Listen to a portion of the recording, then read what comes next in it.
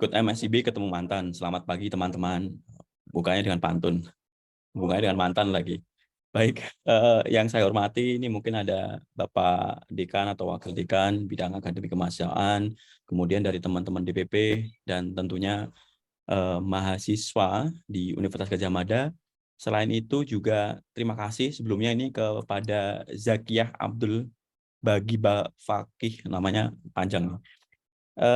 Zakia ini dari Ilmu Komunikasi Fakultas Visipol gitu, magang di Grab. Nanti juga akan sharing pengalaman teman-teman kayak gitu.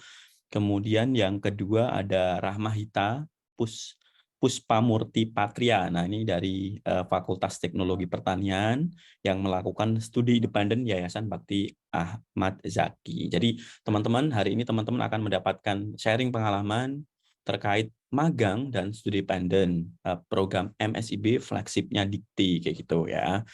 Jadi yang belum daftar atau sudah daftar kayak gitu nanti kurang apa nih aku nih kayak gitu, nanti bisa tanya nih kepada alumni MSIB yang sudah berpengalaman kayak gitu ya. Jadi tapi sebelumnya aku sedikit sharing beberapa hal terkait hal-hal yang perlu teman-teman siapkan ketika mendaftar program MSIB ya. Kalau untuk nanti suka dukanya kayak gitu di MSIB seperti apa, ya tentunya nanti dengan alumni ya. Ada Zakiyah dan Rahmahita kayak gitu ya. Jadi lengkap nih, ada studi independen, ada magang kayak gitu. Nah, aku sedikit share screen. Nah, udah terlihat teman-teman semua? Kalau udah terlihat beri reaction gitu, bisa love, bisa tepuk tangan, bisa apa gitu. Sekaligus untuk mengetahui pagi ini semangat teman-teman kayak apa sih sebenarnya gitu. Mungkin teman-teman ada yang mau ngasih reaction dulu nih, semangatnya kayak apa, mau ikut magang kayak gitu. Boleh ya, silahkan kalau mau beli reaction gitu. Ya, gitu. Oke. Ya, jadi sorry kok udah sampai sini. Sorry ya, ini sebentar. Nah, oke. Jadi ini sedikit apa PPT kayak gitu. Nanti alurnya seperti apa dan nanti akan dilengkapi oleh teman-teman alumni ya. Itu Zakia dan Rahmaita. Baik, perkenalkan sebelumnya tadi udah dikenalin sedikit. Nama saya Muhsin Alanas. Saat ini menjadi PIC MSIB di Universitas Gadjah Mada. Jadi teman-teman nanti yang masih kurang jelas atau ingin bertanya lebih dalam nanti bisa WA ya, WA saya seperti itu. Tuh. Nah, ini terkait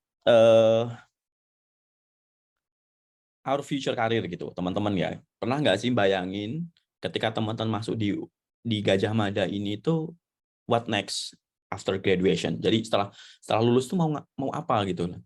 Ini yang selalu saya tanyakan kepada mahasiswa saya. Kadang-kadang kalau bimbingan saya biasanya setahun sebelumnya gitu. Jadi kalau dia jawabannya mesti rata-rata gini, "Eh, belum tahu gitu." Kedua, bekerja gitu. Terus saya tanya lebih spesifik, bekerja apa gitu. Nah, terus ya udah nanti yang ada lowongannya aja Mas kayak gitu. Terus nanti saya daftar gitu. Jadi kebanyakan dari kita itu belum nyiapin itu loh, spesifikasi apa yang mau kita lakukan karena kita belum tahu nih goal kita apa setelah lulus itu. Nah, dengan adanya sekarang MSIB, teman-teman itu bisa sekarang mengira-ira, oh aku pengen jadi eh, eh, bekerja gitu di finance kayak gitu, bekerja di advertising, bekerja di perusahaan multinasional, aku pengen tahu nih bagaimana sistemnya di sana gitu. Nanti aku mau wirausaha di produk itu gitu. Nah, itu harus teman-teman mulai siapkan gitu. Jadi pathway-nya teman-teman dari goal itu sekarang udah kita siapkan kayak gitu ya. Akhirnya teman-teman sekarang mulai tuh mencari informasi, mencari skill, knowledge yang teman-teman bisa siapkan untuk mendukung goal teman-teman setelah lulus kayak gitu. Jadi ketika setelah lulus itu teman-teman nggak bingung lagi, nggak nunggu lagi, nggak mencari-cari lagi, tapi sudah tahu gitu ya. Karena teman-teman nanti bisa jadi nih akan jadi wirausaha, freelancer, praktisi profesional atau akademisi, bahkan researchers kayak gitu. Nah teman-teman ini mau kemana nih? Semuanya jadi researchers nih. Oke, BRIN ternyata bukan MSIB juga. Udah daftar di BRIN kayak gitu ya. Atau pengen wirausaha, ternyata banyak perusahaan-perusahaan itu teman-teman dikasih project kayak gitu untuk mengembangkan product development atau kemudian di marketingnya kayak gitu. Nah, teman-teman bisa menggali itu. Tapi gali dulu teman-teman mau ngapain ya. Kemudian setelah itu, nah ini tantangan masa depan nih teman-teman. Ini sangat-sangat dinamik sekali. Kita sekarang ada di era VUCA dan tentunya sangat luar biasa sekali sekarang.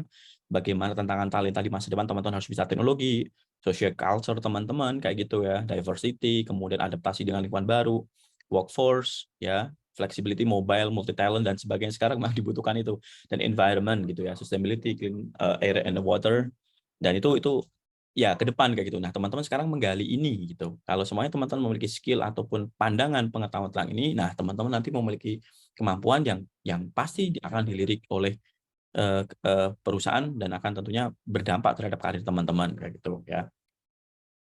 Nah, kemudian ini talenta Indonesia. Jadi kalau kita tadi berbicara talenta, sekarang talenta Indonesia gitu. Nah, ini menarik teman-teman kalau kita berbicara talent di Indonesia, kita ternyata peringkat 82 dari dunia ini gitu. Sementara kayak Swiss, Singapura yang ada di daerah kita gitu, itu peringkatnya 3 gitu.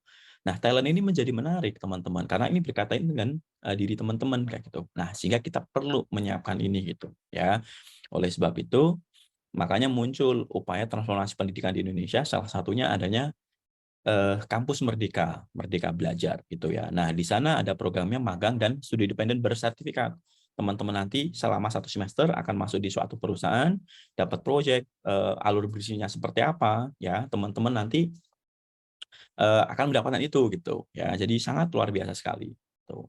Nah, kemudian setelah itu nanti harapannya ya teman-teman itu dari program ini nanti menghasilkan tenaga berkualitas. Nah, selama teman-teman magang atau studi dependent, selama itu di kampus ya tentunya teman-teman nanti itu menjadi SDM-SDM unggul kayak gitu kan. Teman-teman nanti akan ditempa nih dengan project based learning ya, teman-teman dikasih project kayak gitu. Kemudian measurable path in living early days kayak gitu dipandu oleh mentor. Nah, ini enaknya ini nih. Jadi magang flexnya Dikti itu teman-teman nanti akan mendapatkan mentor, dipandu gitu ya, kayak dosen DPA lah kalau di kampus gitu ya. Kemudian ya impactful karena teman-teman ada sertifikat industri dan sekarang memang ada beberapa isu kalau teman-teman udah ikut MSIB gitu. Nah, ingin mendaftar di perusahaan dan teman-teman udah tahu culture dan sebagainya, nah itu biasanya lebih mudah diterima. Nah, kemudian ini studi independen ya. Teman-teman itu belajar secara independen, kemudian nanti tetap ada mentornya ya, ada mentornya gitu. Nah, ini bedanya magang dan studi independen gitu ya. Kalau magang tadi itu udah teman-teman di perusahaan, kemudian teman-teman itu melakukan aktivitas bisnis proses yang ada di perusahaan itu, dikasih proyek juga. Nah, kemudian studi independen teman-teman belajar sendiri, tetapi tetap dipandu oleh mentor ya. Kemudian nah ini, jadi kalau teman-teman itu kemudian nanti ikut MSIB ataupun MBKM yang magang studi independen tadi itu, teman-teman nanti tidak hanya mendapatkan sesuatu untuk dirinya sendiri, tetapi berkontribusi juga untuk kampus ya teman-teman. Jadi gini, di kampus itu sekarang ada indikator kinerja utama. Jadi kalau teman-teman itu banyak magang, kemudian studi independen ya, ikut MBKM, nah itu nanti juga akan berdampak terhadap peningkatan indikator kinerja utama dari universitas, lulusan mendapat pekerjaan yang layak. Nah, harapannya ini, teman-teman magang, studi medin, dapat pengalaman, tahu alur bisnis proses, teman-teman setelah lulus itu diterima di perusahaan dengan cepat gitu. Nah, itu akan menjadi capaian juga untuk IKU ya. Nah, terlebih lagi nanti kalau semuanya dapat golden ticket nih, teman-teman magang ternyata setelah lulus itu ditunggu gitu. Ayo daftar sini aja gitu di perusahaan itu. Nah, itu udah golden ticket untuk teman-teman gitu ya. Karena tidak sedikit juga yang melakukan magang terus kemudian bekerja di perusahaan itu gitu ya. Kemudian mahasiswa mendapat pengalaman di luar kampus. Selain di kampus, teman-teman nanti juga akan mendapat pengalaman di luar kampus itu pasti ya. Jadi teman-teman nanti akan ini juga menjadi indikator IKU dan tentunya teman-teman nanti itu dapat pengalaman banyak gitu ya. Selain parameter-parameter yang lainnya di dalam indikator kinerja utama yang diterapkan oleh Kemendikbud. Nah, kemudian ini adalah infografis MSIB teman-teman ya. Setiap tahun setiap angkatan jumlah peserta MSIB itu selalu meningkat ya. Angkatan pertama sampai ketiga ini totalnya udah jumlah perguruan tinggi ada 1.800, kemudian jumlah mitranya 494, perusahaan nasional multinasional. Kemudian untuk mahasiswanya sendiri kan itu dari 12.000, 24.000 lebih sampai 27 hampir 28.000 ya. Nah, bagaimana di UGM? Nah, ini di UGM teman-teman ya. Ini batch 1, batch 2, batch 3 gitu ya. Nah, pertama itu pendaftaran 2.000, setelah itu menurun. Nah, ini nanti kalau semua teman-teman itu semakin banyak mendaftar program ini, Nah, nanti harapannya mahasiswa banyak juga yang belajar di luar kampus, jumlahnya banyak, nah nanti IKU-nya akan meningkat, kayak gitu teman-teman ya.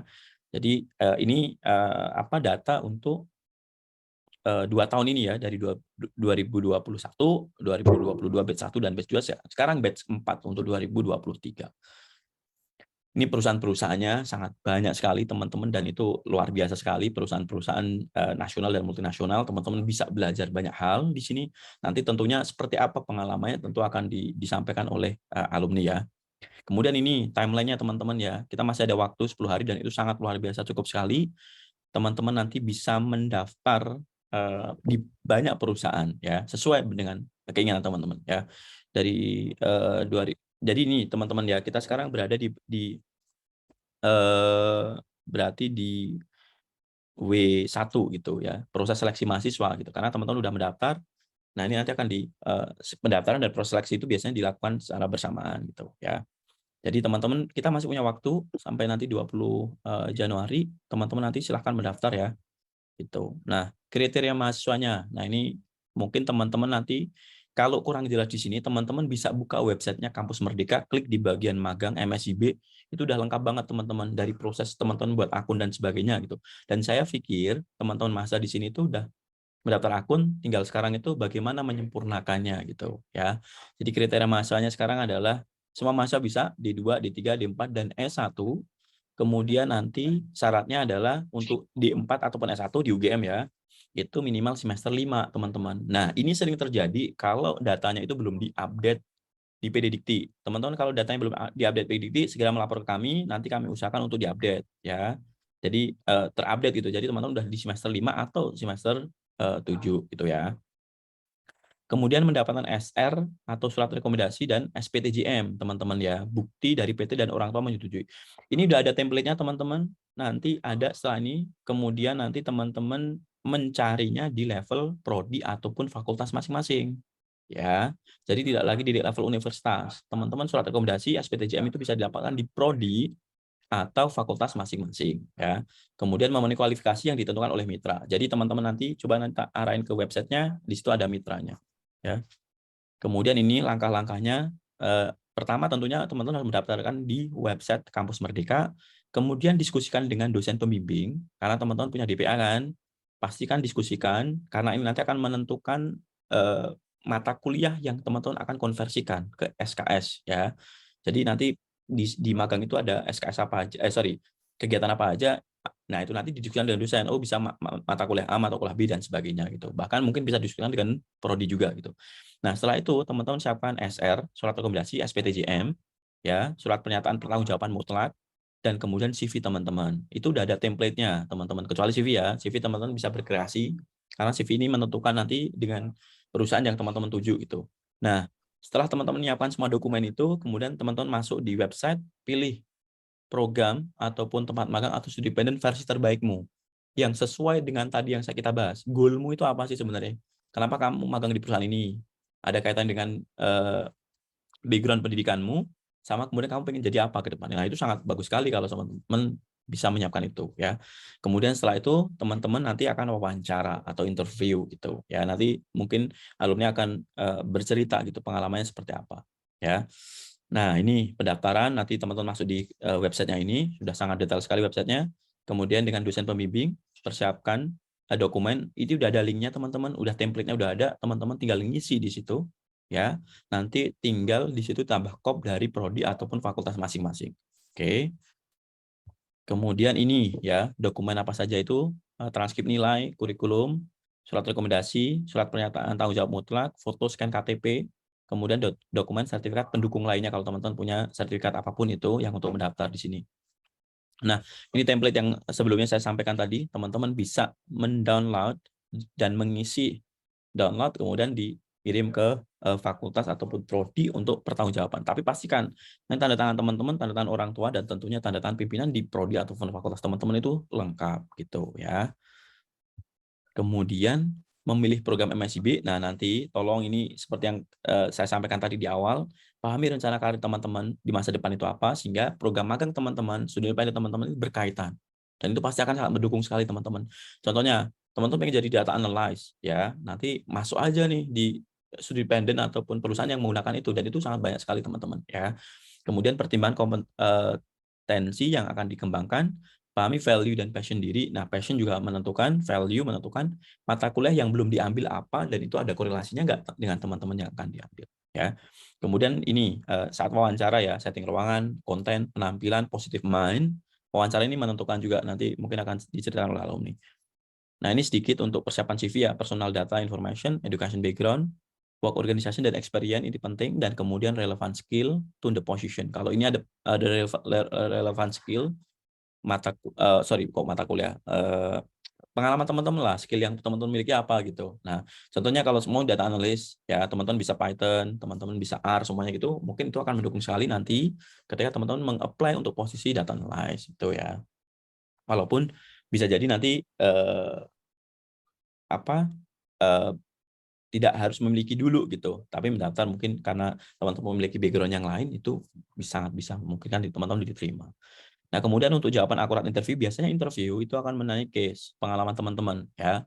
Jadi teman-teman nanti bisa menjawab pertanyaan itu, situasinya seperti apa sih pengalaman teman-teman kayak gitu. Contohnya ketika teman-teman jadi panitia kayak gitu, ataupun di organisasi, teman-teman lihat situasi seperti apa, kemudian task teman-teman, pekerjaan teman-teman itu apa sih di situ, di organisasi itu. Kemudian action-nya yang teman-teman lakukan apa dan hasilnya seperti apa. Berputar seperti itu, teman-teman nanti bisa menceritakan pengalaman, ngurus organisasi, project, dan masih banyak lain. Intinya sebenarnya pengalaman teman-teman itu loh, teman-teman bisa berkontribusi apa dan sebagainya gitu. Ya. Jadi ini hal penting kalau teman-teman nanti sudah mendaftar dan diterima gitu, itu penting sekali ya. Persetujuan DPA dan pembimbing MPKM. Artinya teman-teman nanti mohon untuk berdiskusi dengan dosen pembimbing akademik ya. Kalau ada dosen pembimbing MPKM itu sangat bagus sekali. Kalau sudah diterima jangan mengundurkan diri. Nah, jadi pikirkan dengan baik teman-teman ya. Pikirkan dengan baik ya. Kalau nanti daftar 5 atau 10 gitu, diterima 4, ya udah pilih satu nggak apa-apa gitu. Ya. Nah, tapi yang nggak boleh itu kalau udah 4 kepilih, teman-teman pilih satu, tiba-tiba mengundurkan diri. Nah, itu dampaknya banyak gitu ya. Kemudian surat rekomendasi kampus dan SPDJM ini penting. Teman-teman sekali lagi tolong didiskusikan dengan prodi, diskusikan dengan fakultas untuk mendapatkan ini, karena tidak lagi nanti didapatkan di universitas. Tapi teman-teman bisa mengakses ini di level fakultas ataupun prodi. Nah, pelaporan kegiatan logbook ini penting nanti setelah teman-teman diterima, karena ini akan berkaitan dengan fasilitas teman-teman, yaitu salari teman-teman atau uang saku teman-teman ya. Logbooknya biasanya terbengkalai, mungkin nanti nggak cair cepat gitu loh ya uang sakunya. Teman-teman itu bukan sharing, maksudnya arahan sedikit itu untuk sharingnya nanti akan di Zakiah dan Ramahita terkait gimana sih magang, gimana sih independen. Teman-teman nanti bisa bertanya dengan alumni itu. Baik, Mbak Andin, ini presentasi dari saya. Terima kasih banyak. Kurang lebihnya mohon maaf, nanti kita bisa diskusikan. Assalamualaikum warahmatullahi wabarakatuh. Waalaikumsalam warahmatullahi wabarakatuh. Terima kasih Bapak Musin yang telah memberikan pemaparan dan juga arahan mengenai program MSIB Batch 4 nantinya. Mungkin teman-teman boleh berikan reaction dulu, biar sekalian kita melihat semangat teman-teman pagi ini gitu ya. Baik, sudah ada Kak Ramji dan sebagainya. Terima kasih teman-teman. Selanjutnya ini sudah ada Kak Zakiah dan juga Kak Rahma Patria. Selamat pagi Kak. Pagi. Halo, pagi. Halo Kak yang cantik ini, sehat ya Kak ya? Alhamdulillah, sehat. Baiklah. Oke, karena sudah ada Kak Zakia dan juga Kak Rahma, kita langsung saja ke acara sharing session program MSIB yang Kak Zakia dan Kak Rahma sudah lalui kemarin di batch 3. Mungkin teman-teman yang pengen tahu tips tentang interview atau tips bikin CV yang menarik dan sebagainya, simak pemaparan dari Kak Zakia dan Kak Rahma. Kami persilakan. Oke, pagi semuanya, mungkin dari aku dulu ya, Rahma. Jadi teman-teman, aku bakal share screen dulu terkait experience magang selama 15 menit ke depan, terus dilanjutin sama Rahma ya. Layar aku udah terlihat, teman-teman? Sudah. Ya? Oke, jadi mungkin aku bakal overview dulu. Aku bakal ngejelasin beberapa hal di presentasinya nanti. Ini, di slide ini bisa dilihat teman-teman, dan mungkin kita kenalan dulu kali ya, karena kalau nggak kenal maka ya kenalan sih. Jadi teman-teman, halo, kenalin aku Zakiah, aku anak ilmu komunikasi angkatan 2019, kebetulan mahasiswa tua ya. Dan aku ini selama MSIB ini udah pernah ikut 2 batch, di batch 2 dan di batch 3. Kebetulan di batch 3 kemarin aku magang di Grab sebagai go-to-market intern di Grab for Business untuk GrabFood dan GrabMart. Dan untuk di batch 2 kemarin, aku juga sempat magang di Brand and Marketing Communication untuk XL Axiata IoT. Oke, mungkin aku bakal kasih overview-nya seperti ini dulu. Kalau misalnya teman-teman penasaran nih tentang experience klien magang aku yang selain MSIB atau mungkin pengalaman organisasi aku, boleh banget teman-teman nge-stalk LinkedIn aku, dan boleh banget kalau misalnya teman-teman ngejadiin LinkedIn aku ini contekan buat teman-teman ngebenerin LinkedIn-nya, silahkan, aku udah provide link-nya dan profil aku di slide ini. Jadi halo, salam kenal ya semua. Jadi I hope sesi aku bisa kasih insight buat kalian semua ya. Oke, kenapa sih sebenarnya aku itu milih buat magang dan magangnya harus di kampus Merdeka banget nih. Pertama itu aku itu experience banget teman-teman. Aku tuh ngerasa aku selama 2 tahun kuliah di tahun pertama dan tahun kedua udah cukup menjalani organisasi yang banyak ya. Jadi aku ngerasa kayak I need to do something more dan aku pengen belajar banget nih dari magang. Dan makanya itu aku pengen banget juga untuk nge-gain professional experience aku melalui magang. Karena kalau di CV nih ya, kalau di CV kan biasanya ada organizational experience sama working experience. Kalau misalnya emang isinya cuma organizational experience, aku ngerasa kayak kurang gitu. Aku harus nge-challenge diri aku untuk memenuhin poin-poin di professional experience aku. Dan aku tuh juga tertarik banget buat belajar terkait gimana sih industri-industri itu bekerja. Misalnya kan aku ada 2 pengalaman magang nih teman-teman. Yang pertama di teknologi, di XL Axiata, dan yang kedua di startup. Aku tuh kepo banget nih gimana sih sebenarnya well-established technology industry itu bekerja, dan gimana sih sebenarnya startup itu bekerja. Dan kedepannya aku juga penasaran banget nih gimana, let's say mungkin kedepannya aku dikasih kesempatan untuk magang di FMCG atau consulting, amin deh teman-teman ya. Aku intinya apa ya, suka kepo gitu terkait gimana sih industri-industri itu kerja, dan aku pengen juga ngelatih agility dari aku sendiri. Terus kenapa kok aku harus banget magang di kampus Merdeka? Nah, kampus Merdeka itu as mentioned tadi adalah satu platform yang dimana ini semuanya itu all in one banget. Kita bisa daftar magang, kita bisa daftar ISMA juga, kita bisa daftar studi independen. Pokoknya sorry. semua jadi satu. Oh ya, gimana Pak? Ini PPT-nya emang belum kelihatan ya apa? PowerPoint-nya ya? Oh, wait. Bentar. Harusnya udah kelihatan Pak tadi.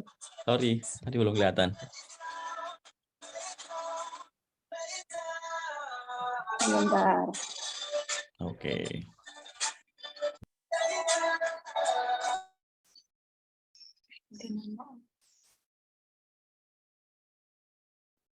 Wait. Ini udah kelihatan belum ya? Masih loading? Belum kelihatan? Masih loading ya? Oke, sebentar ya Pak. Ya, oke.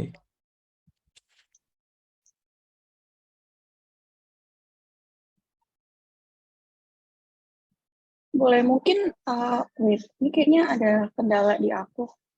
Aku boleh bantu minta share? tolong. Boleh Pak? Nah. Oke. Dikirim di WA aja, nanti tak bantu share. Oke. Wait, aku coba sekali lagi dulu ya Pak. Udah nyala belum ya? Oh, oke. Share Udah screen? kelihatan. Oke. Good. Oke.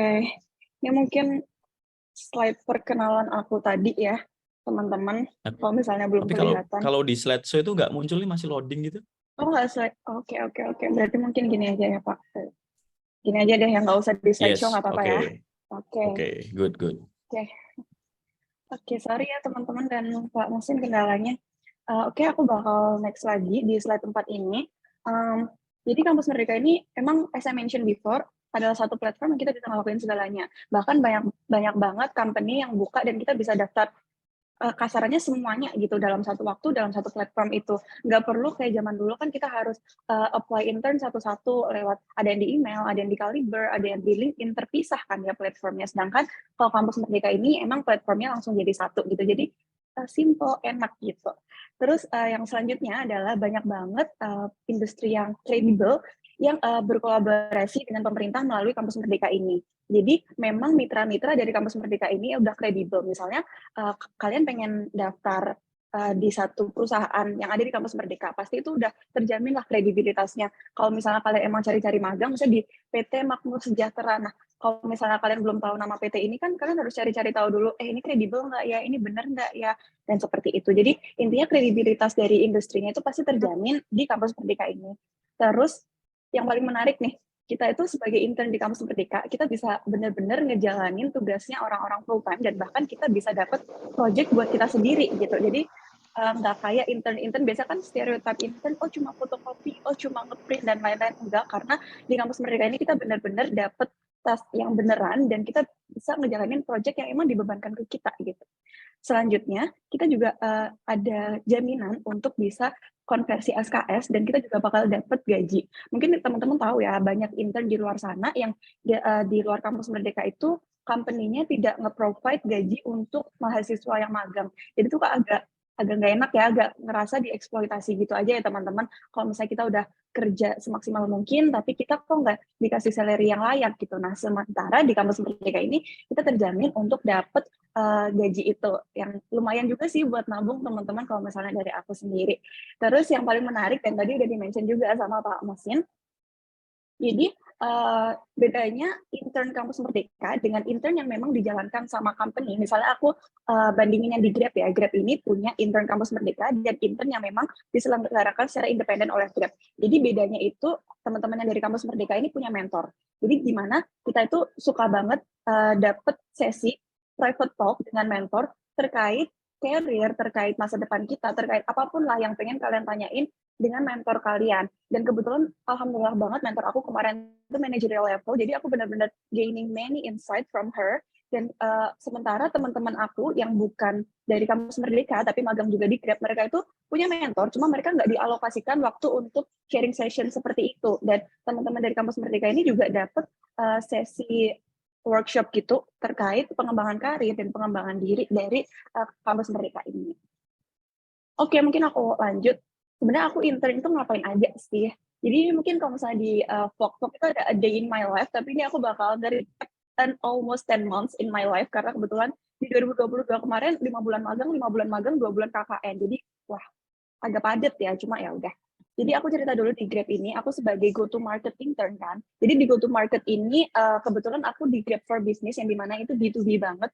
Aku tuh bakal cari insight dari klien-klien, misalnya UGM nih kliennya Grab ya. Terus mereka UGM ini butuh suatu campaign khusus dari untuk UGM dari Grab, misalnya kalau misalnya ada PPSMB itu kan biasanya ada kode khusus untuk dari dan ke venue PPSMB. Nah itu misalnya yang bikin campaign-campaign seperti itu adalah go to market-nya, yang mengeksekusi, yang merencanakan juga go to market-nya.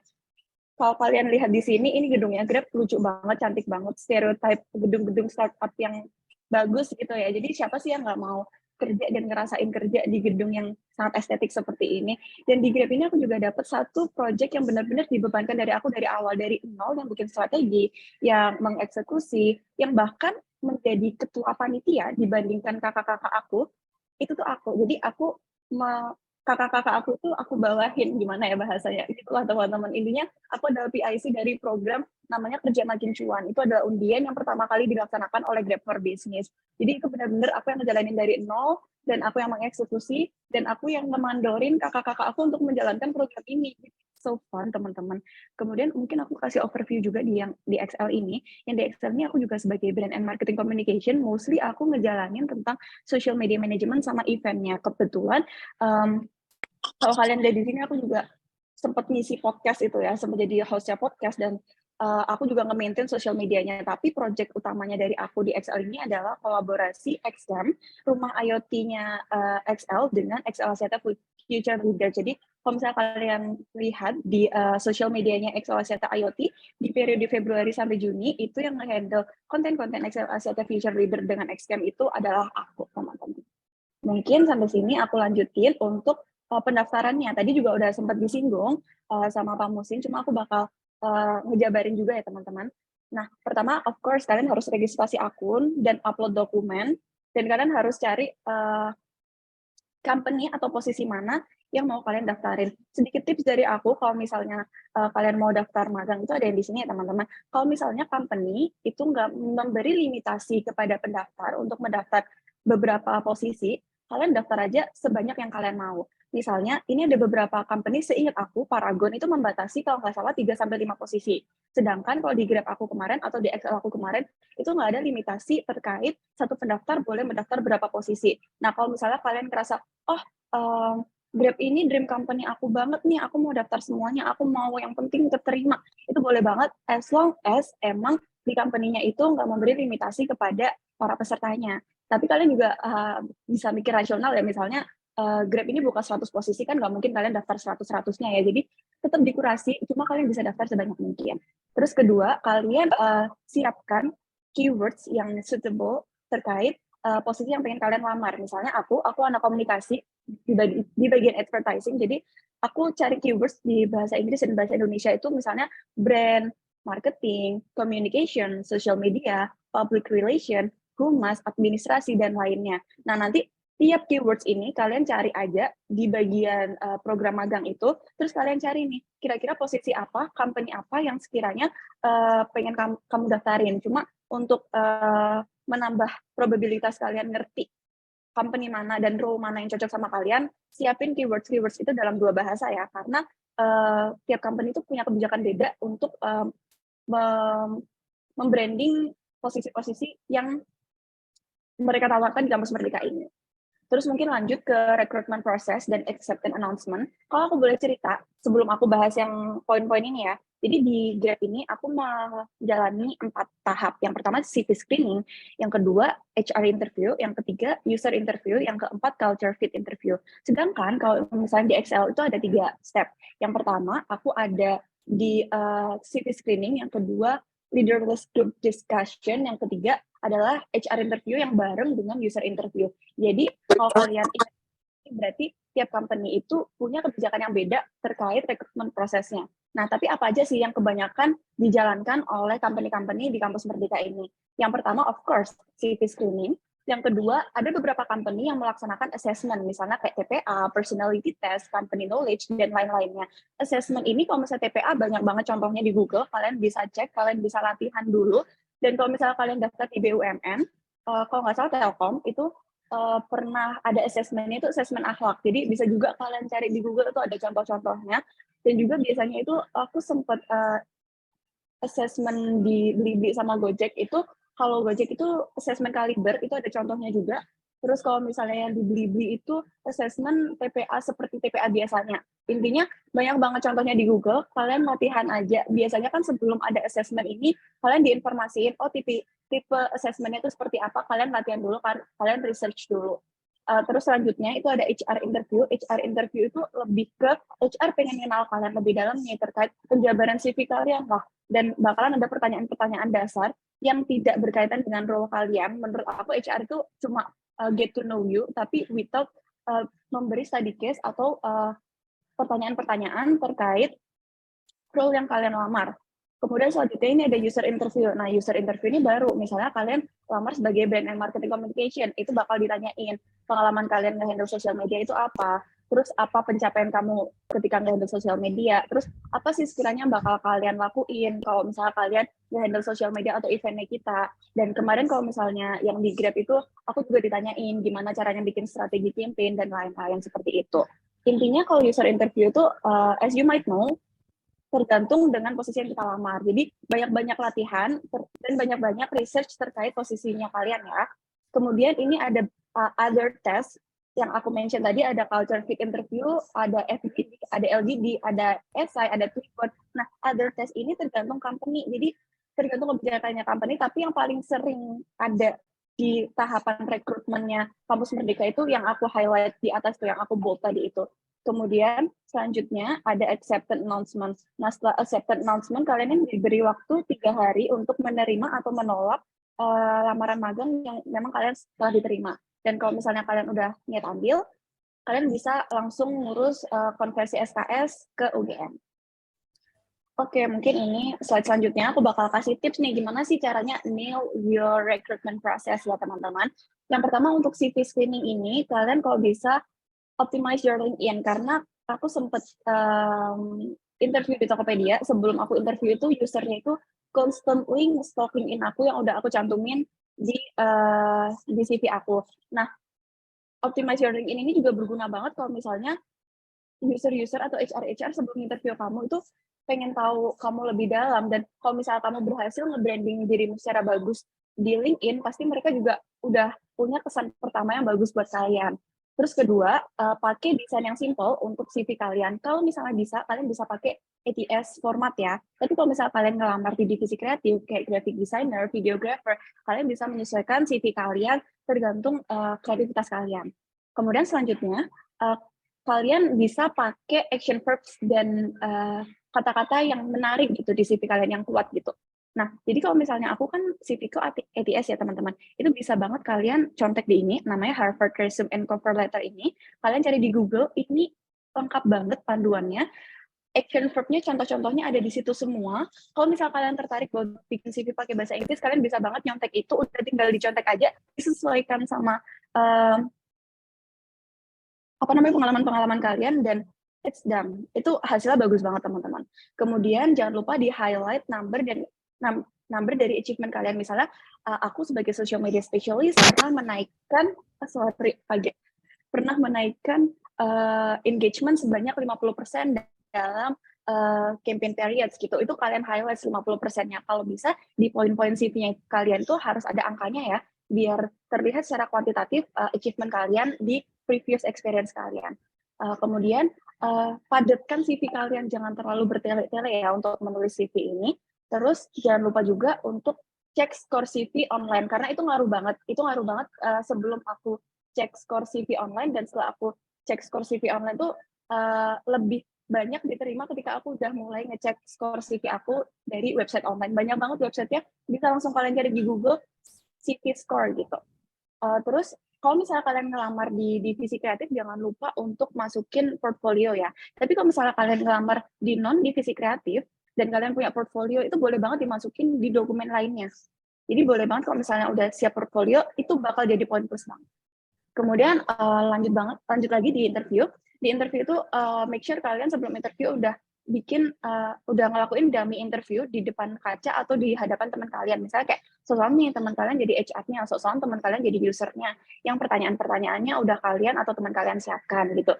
Terus yang udah di-mention Pak Musin tadi terkait STAR method. Jadi boleh banget dicari di Google STAR itu seperti apa. Usahakan menjawab interviewnya menggunakan STAR ini ya, karena lebih terstruktur dan lebih terlihat hasil dari achievement kalian sebelumnya. Kemudian kalian harus mempelajari tipe interview yang akan kalian lakukan. Kebetulan ini tuh happen banget buat aku ketika aku di Grab kemarin. Ada namanya culture fit interview.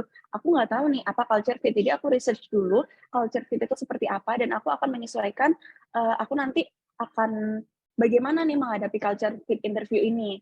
Kemudian jangan lupa research tentang role yang kalian lamar dan kalian keterima itu, dan untuk kalian adjust jawaban kalian, dan kalian bisa mempersiapkan jawaban yang proper untuk user interview itu. Dan jangan lupa, poin 5 ini poin penting banget menurut aku, selalu prepare untuk full English interview. Karena dulu aku pernah ikut interview di beberapa company, dan mostly memang Inggris.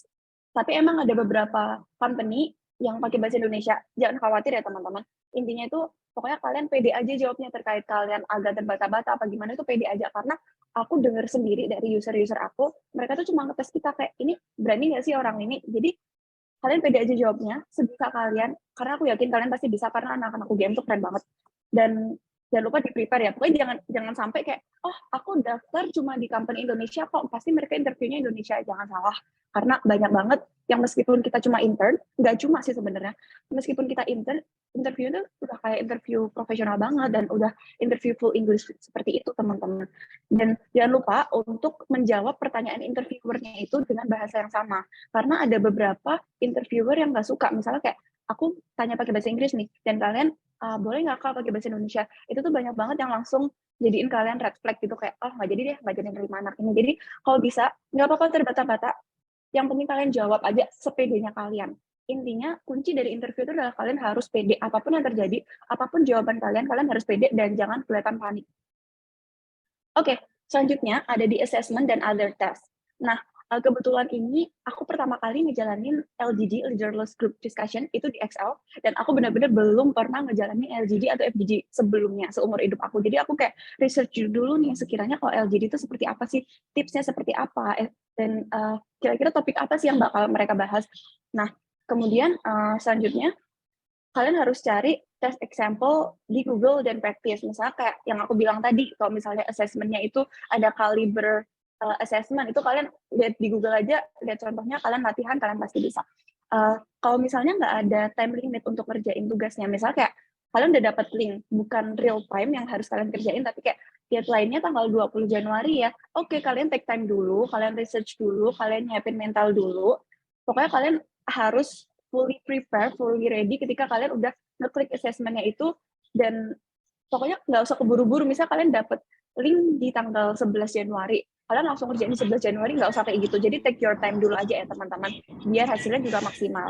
Kemudian make sure kalian punya stamina yang fit dan internet yang stabil ketika ngerjain assessment. Karena kebetulan dulu aku pernah juga ikut assessment-nya Blibli, dan itu sedih banget teman-teman. Aku nggak realize kalau misalnya jaringan aku lagi bermasalah dan aku nggak bisa menyelesaikan assessment dengan baik, padahal aku yakin itu pertanyaannya gampang-gampang.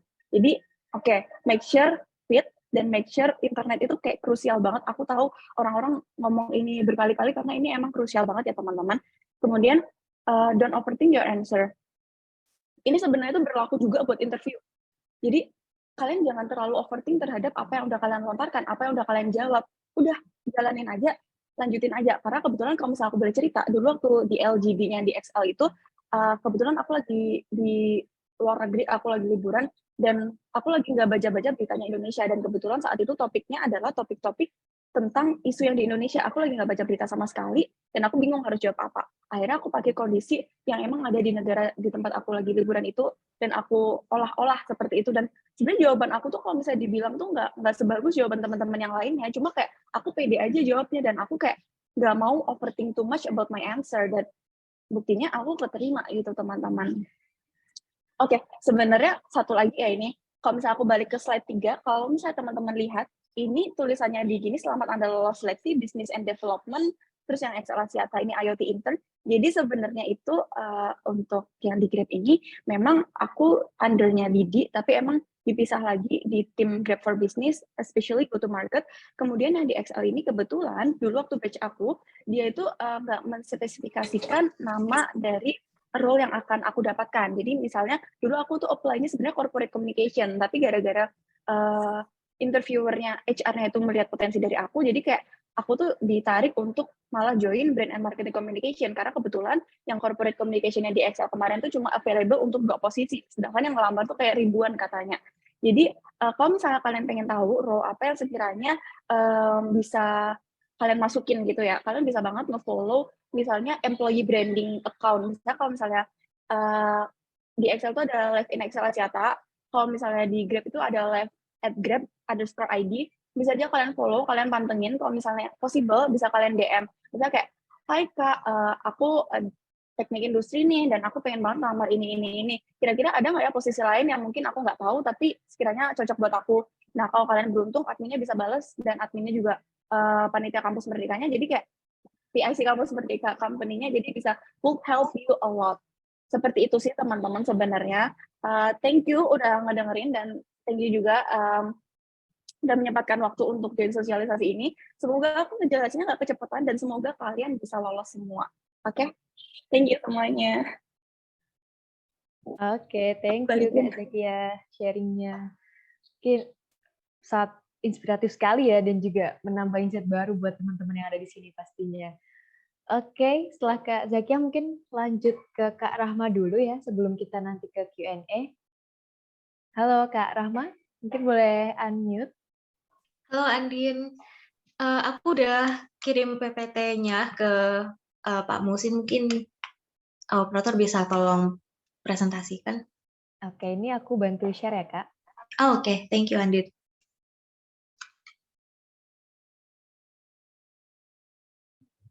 Oke, udah kelihatan?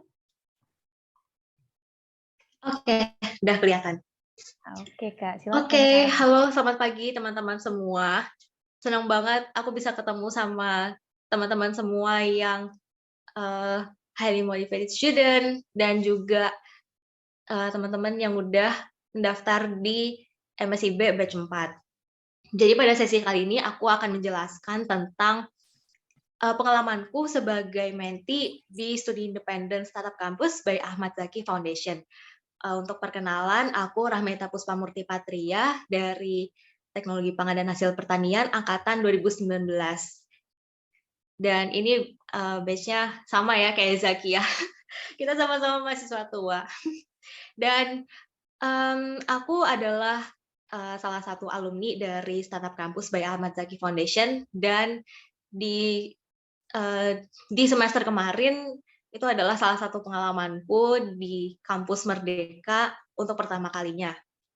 Dan pada sesi kali ini aku akan menjelaskan tentang Startup Campus by Ahmad Zaki Foundation. Next. Nah, untuk agenda pada pagi hari ini aku akan menjelaskan yang pertama tentang seputar Startup Campus itu seperti apa, kemudian alasan aku memilih studi independen khususnya di Startup Campus by Ahmad Zaki Foundation, kemudian ada proses pendaftaran dan kegiatan yang aku lakukan selama menjalani studi independen, dan juga tips untuk teman-teman mempersiapkan diri dan juga selama menjalani proses studi independen. Oke, next. Nah, jadi sesuai namanya Startup Campus. Jadi teman-teman di sini akan belajar tentang startup, bagaimana ekosistem startup dan bagaimana cara startup itu bekerja. Nah, di Startup Campus ini teman-teman bisa belajar lebih banyak tentang startup. Nah, technically, Startup Campus ini adalah kelas bootcamp online intensif selama 1 semester untuk meningkatkan kompetensi digital teman-teman yang dibutuhkan di dunia kerja saat ini. Nah, kalau misalkan teman-teman lihat di pilihan program studi independen, kebanyakan programnya itu tentang teknologi. Jadi nggak hanya tentang startup, tapi juga teman-teman mungkin bisa ketemu tentang digital marketing, dan itu bisa memperluas skill dan pengalaman teman-teman untuk mempersiapkan teman-teman di dunia kerja saat ini. Nah, untuk di Startup Campus ini menyediakan 4 track. Jadi yang pertama ada founder, kemudian data science, artificial intelligence, dan UI UX design. Nah, dari aku sendiri, aku masuk ke track founder. Nah, sebetulnya bedanya track founder dengan 3 track yang lainnya itu, sebetulnya untuk track founder bukan yang terlalu teknologi banget ya teman-teman. Jadi untuk track founder, kita belajar tentang bagaimana caranya membangun startup, mulai dari menemukan layanan atau produk yang sesuai dengan target konsumer, sampai bagaimana caranya mengelola keuangan secara bisnis, mengurus legal yang baik dan benar seperti apa, sampai bagaimana sih caranya kita melakukan pitching atau presentasi singkat, baik itu ke konsumen dalam kita menawarkan produk dan layanannya, sampai kita menawarkannya kepada investor, supaya kita bisa mendapatkan pendanaan dan membangun startup kita lebih baik lagi. Nah, untuk Startup Campus ini didirikan oleh Ahmad Zaki Foundation. Nah, Ahmad Zaki ini merupakan founder dari Bukalapak, yang merupakan startup yang sudah cukup besar ya di Indonesia. Nah, beliau ingin para pemuda Indonesia ini bisa mengembangkan startup lebih luas lagi cakupan bidangnya dan lebih banyak lagi untuk kemajuan di Indonesia. Dan next, berikut adalah alasan aku untuk mendaftar studi independen. Nah, sebetulnya simply aku ingin mengembangkan diriku untuk menjadi pribadi yang generalis. Jadi meskipun aku secara latar belakang itu dari agro kompleks, tapi aku pengen tahu bagaimana caranya startup bekerja dan ekosistem startup itu seperti apa. Jadi setelahnya saat aku lulus itu aku punya bekal untuk basic startup, bagaimana itu startupnya bekerja dan unsur-unsur di dalamnya gitu. Nah, kelihatannya sih banting setir ya, anak agro kompleks kok belajar startup. Nah, meskipun mungkin untuk orientasi karirku di masa depan aku nggak pengen masuk yang ke startup yang berbau teknologi banget, IT-ish something, tapi lebih ke mempersiapkan diriku untuk memperluas kesempatan kerja dan membuka peluang untuk bidang kegiatan yang berkaitan dengan startup. Jadi kalau misalkan aku di-assign tugas kecil lah, misalkan untuk memberikan solusi terkait tentang permasalahan startup dan bagaimana startup itu bekerja, aku setidaknya sudah punya basicnya nih di startup kampus dari program studi independen kemarin, sehingga aku bisa menjawab pertanyaan dan setidaknya bisa memberikan solusi dari ilmu-ilmu yang sudah aku dapatkan sebelumnya. Oke, next. Nah, berikut untuk proses pendaftarannya. Nah, yang pertama adalah pendaftaran dan pengajuan berkas. Jadi, seperti yang sudah disinggung Pak Musin sebelumnya, teman-teman melakukan proses pendaftaran di website Kampus Merdeka, dan teman-teman jangan lupa untuk berkoordinasi dengan DPA dan dosen Fakultas PIC MBKM, karena mereka sangat penting untuk proses transfer nilai, untuk transkripsi nilainya. Dan kalau misalkan CV-nya bagaimana, Kak? Nah, untuk CV-nya better pakai ATS friendly, dan untuk LinkedIn baiknya tetap aktif supaya profil kalian bisa lebih outstanding dari kandidat lain. Dan yang berikutnya, kalau dari startup kampus sendiri itu ada logical test dan interview session. Nah, untuk logical test ini kurang lebih sama kayak tes TPA dan tes logika sejenisnya. Dan berikutnya ada interview session. Nah, untuk interview sessionnya ini, teman-teman jangan berharap kalau misalkan sesi interviewnya itu one-on-one banget ya. Jadi, pada saat itu, saking banyaknya kandidat, untuk proses interviewnya itu, dalam satu room itu sangat memungkinkan bisa diisi minimal 3 orang. Jadi kemarin aku kedapatan 5 orang dalam satu room, jadi interviewernya melempar satu pertanyaan, langsung di-assign ke siapa gitu. Jadi sangat memungkinkan kalau di pertanyaan pertama, misalkan aku dapat duluan, tapi pertanyaan kedua aku dapatnya yang urutan ke tengah, seperti itu. Dan yang terakhir, kalau misalkan teman-teman sudah lolos semua seleksinya, teman-teman akan dapat email konfirmasi dan teman-teman bisa melakukan onboarding. Dan di onboarding ini prosesnya kurang lebih perkenalan singkat tentang kegiatannya dan juga proses administrasi, kemudian diberikan database dan guideline serta timeline kegiatan apa saja yang akan dilakukan selama 1 semester teman-teman mengikuti studi independen. Next. Nah, untuk kegiatannya ini salah satu footage dari tim aku. Kebetulan waktu itu aku belum datang di sesinya itu. Nah, jadi kita semua sebetulnya datang dari latar belakang universitas yang berbeda. Jadi sangat memungkinkan kita untuk bertemu di dalam satu tim itu sama orang-orang yang berbeda-beda di di dalam satu timnya itu. Oke, next.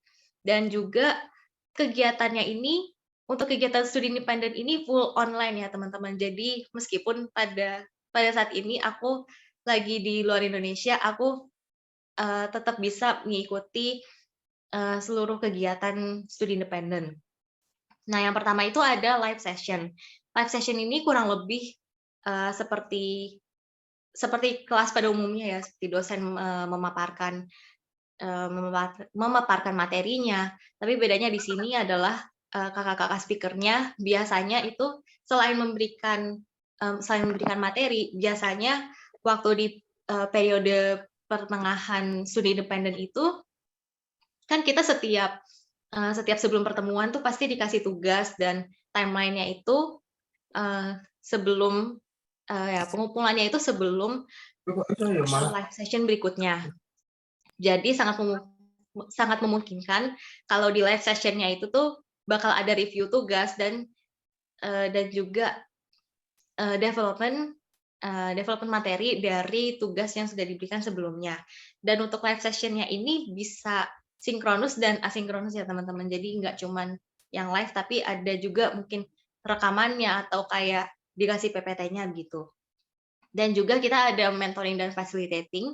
Di setiap tim itu kita dapat satu mentor dan satu fasilitator, dan masing-masing punya mentoring dan facilitating day-nya masing-masing. Dan berikutnya ada fun day. Jadi semua menti dari startup kampus ini istilahnya kayak seru-seruan gitu. Setelah refreshing dari tugas-tugas, kita melakukan fun day.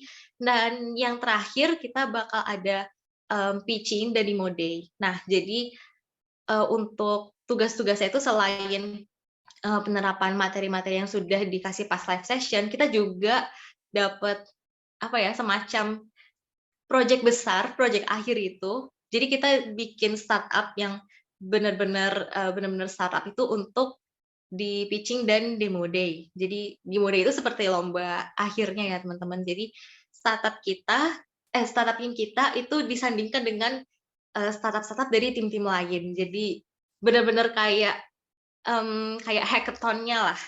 Dan yang berikutnya ya seperti studi independen pada umumnya, tugas, quiz, meeting, nugas, and so on itu masih tetap ada. Cuman bedanya mungkin kalau waktu kelas lecture biasa tuh di siang hari, tapi kalau di studi independen itu rata-rata malam gitu, supaya untuk menyeimbangkan kalau misalkan teman-teman menti itu punya kegiatan lain selain di studi independen.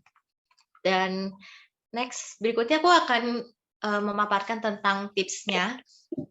Yang pertama, teman-teman pastikan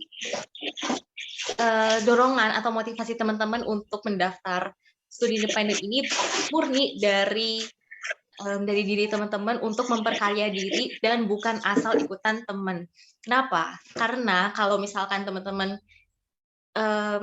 keterima nih, tapi ternyata bukan yang sesuai passion-nya itu akan sangat susah gitu untuk bertahan. Apalagi ketika teman-teman sudah mendapatkan offer dan teman-teman terima, itu sangat tidak mungkin kan untuk teman-teman untuk mundur gitu. Jadi pastikan untuk motivasi atau dorongan itu benar-benar murni dari teman-teman untuk memperkaya diri. Dan yang berikutnya adalah tanggung jawab. Jadi kalau teman-teman misalkan sudah menerima offer dari studi independen, maka selesaikan apa yang sudah kamu mulai. Jadi tanggung jawab untuk datang di semua live session dan berusaha untuk mengerjakan semua tugas dan berpartisipasi di project startup besarnya untuk pitching dan demo day-nya.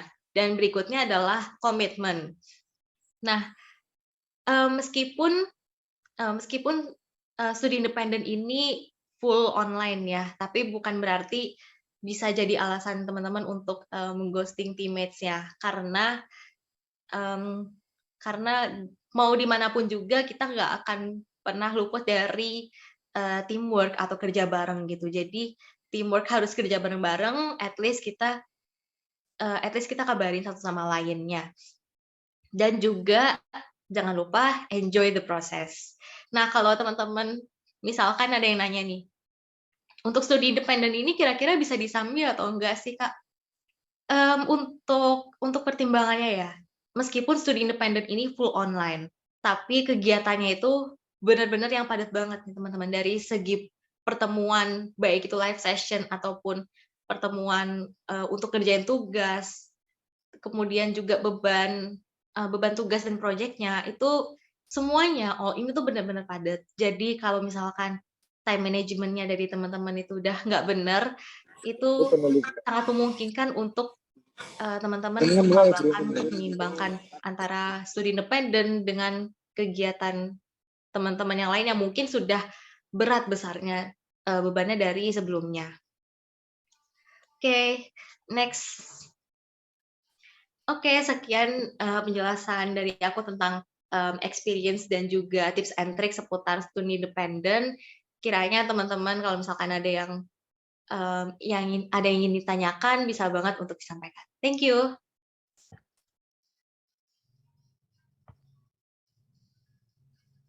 Oke, thank you Kak Rahma Patria dan juga Kak Zakia yang tadi udah sharing ya mengenai cerita mereka waktu mengikuti studi independen dan juga magang di Grab sama di Ahmad Zaki Foundation ya Kak Rahma ya. Oke. Selanjutnya kita ke acara selanjutnya yakni Q&A. Mungkin ada dari teman-teman di sini yang ingin bertanya ke Kak Zakiah dan Kak Rahma tentang tips and trick atau dan sebagainya. Boleh raise hand. Oke, udah ada Kak Ridwan yang raise hand. Halo Kak Ridwan, bisa unmute? Halo Kak. Oke, silakan pertanyaannya. Ya, jadi saya ingin bertanya ke Kak Zakiah terkait dengan CV yang tadi dibicarakan. Suara saya kedengaran nggak ya? Dengar aman. Oke. Tadi kan kakaknya bilang kalau CV-nya tuh lebih baik dibuat dalam bentuk keyword dan itu dalam bentuk bahasa Inggris dan bahasa Indonesia. Nah, kalau misal kita nanti apply CV-nya itu dalam bahasa Inggris, apakah nanti otomatis interview-nya juga dalam bahasa Inggris atau bagaimana? Terima kasih. Oke, aku langsung jawab boleh ya. Sebetulnya silakan. masalah interview itu kebijakannya bukan di kita dan kita nggak ngerti sebenarnya dari awal company itu plottingnya seperti apa. Tapi aku boleh ambil pengalaman dari teman aku, kebetulan dia di batch 2 magang di Lazada. Dia itu CV-nya bahasa Indonesia dan dia lolos CV screening, cuma untuk interview tetap pakai bahasa Inggris karena emang kebijakannya di Lazada itu dulu dia pakai bahasa Inggris seperti itu. Jadi kalau masalah interviewnya nanti pakai bahasa apa nggak tahu, yang tahu cuma company-nya, jadi dipersiapkan aja gitu. Cukup menjawab nggak? Baik Kak, cukup. Terima kasih. Oke, mungkin dari Kak Rahma ada yang mau ditambahkan Kak? Dari aku cukup sih untuk CV better pakai bahasa Inggris dan formatnya ATS friendly. Dan meskipun CV untuk studi independen itu pakai bahasa Inggris, kalau kemarin aku itu interviewnya itu pakai bahasa Indonesia. Oke, thank you Kak Rahma dan Kak Zakia. Kak Ridwan sudah cukup menjawab ya? Sudah Kak, terima kasih. Oke, kita lanjut. Ada yang raise hand lagi, ada Kak Nurlaila Nisfia. Halo Kak, boleh unmute? Halo Kak, apakah suaraku terdengar ya? Ya, terdengar. Silakan Baik. pertanyaannya. Oke, baik. Mungkin sebelumnya terima kasih atas pemaparannya Kak Zakiah dan Kak Rahma. Sangat-sangat relate gitu ya sama yang dialami mahasiswa sekarang gitu. Nah mungkin aku ada 2 pertanyaan nih Kak. Mungkin untuk yang pertama untuk Kak Zakiah karena sama-sama ini Kak. Jadi aku tahun ini kemarin juga apply yang XL yang branding communication intern gitu. Nah mungkin aku mau tanya ke Kak Zakiah nih.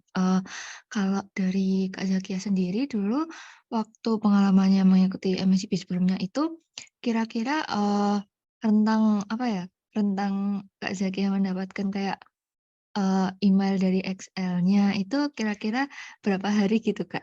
Nah, terus kemudian untuk pertanyaan yang kedua ini untuk, semua kakak-kakaknya sih, mau tanya kalau menurut kakak-kakak sendiri, ada nggak sih Kak pengaruh misalkan kita, daftar MSIB itu pada saat benar-benar awal-awal buka banget, terus di tengah atau di akhir gitu. Nah, soalnya, mungkin dari beberapa gitu kayak saya mengamati teman-teman gitu kan.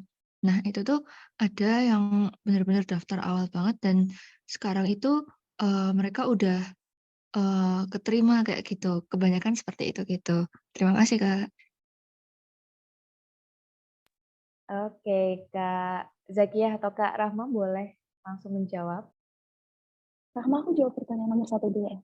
Oke, kalau pertanyaan nomor 1 itu sebenarnya aku tuh lupa banget aku submit-nya kapan dan dihubunginya kapan. Cuma kalau seingat aku dulu aku submit-nya yang di XL nih ya pertanyaan kamu.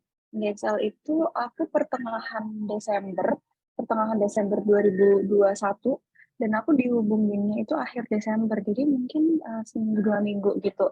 Terus nanti setelah dari LGD itu harusnya interviewnya itu bilang, interviewnya HR-nya itu bilang kalau misalnya akan dikabarin 2 minggu. Cuma kebetulan emang aku dikabarnya lebih dari 2 minggu karena emang kan aku kasarnya kan lemparan dari corporate communication itu ke brand and marketingnya itu. Jadi kalau misalnya emang masih belum ada kabar, misalnya kayak interviewernya udah bilang, oh tunggu seminggu ya, dan sampai seminggu nggak ada kabar, kamu email aja. Karena dulu aku setelah LGD itu aku nge-email HR-nya, thank you for the decision, dan lalala, kayak ya mepet si HR-nya gitu lah kalau bahasa simpelnya. Gitu. Kalau misalnya pertanyaan yang kedua, mungkin Rahma bisa menjawab nggak?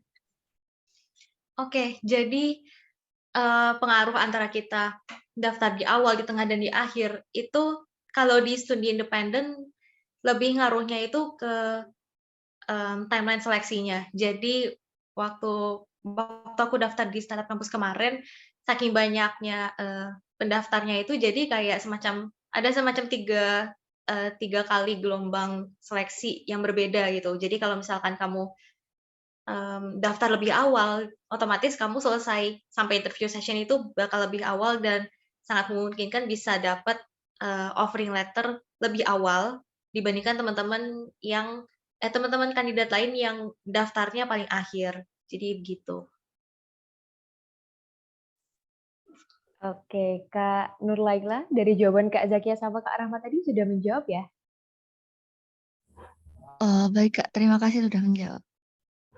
Oke, kita lanjut ya ke teman-teman yang udah raise hand lagi. Ada Kak Sari.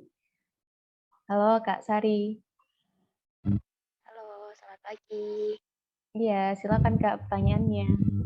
Oke, terima kasih buat kesempatannya ya, Kak. Ini aku sebenarnya ada 2 pertanyaan yang mungkin lebih ke teknis ya.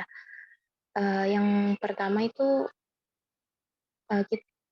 buat program yang magang itu kita cuma bisa daftar di yang office-nya di Jogja atau bisa di semuanya, maksudnya di seluruh Indonesia gitu, di berbagai kota?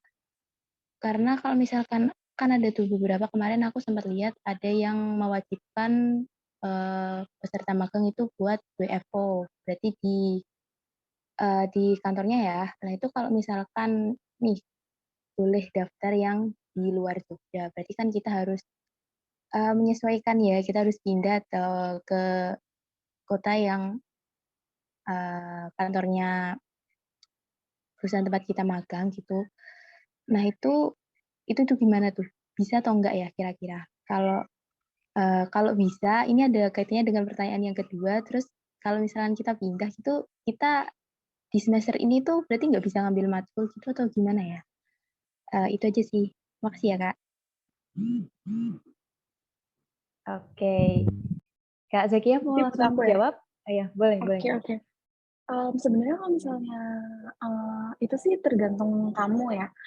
Soalnya kebetulan waktu di XL kemarin aku berani ke Jakarta karena masih online, dan di Grab ini aku berani ke Jakarta lagi karena matkulku tinggal satu. Aku tuh nyambi skripsi sebenarnya tapi nggak kelar-kelar. Maaf ya, aduh, doain cepat lulus.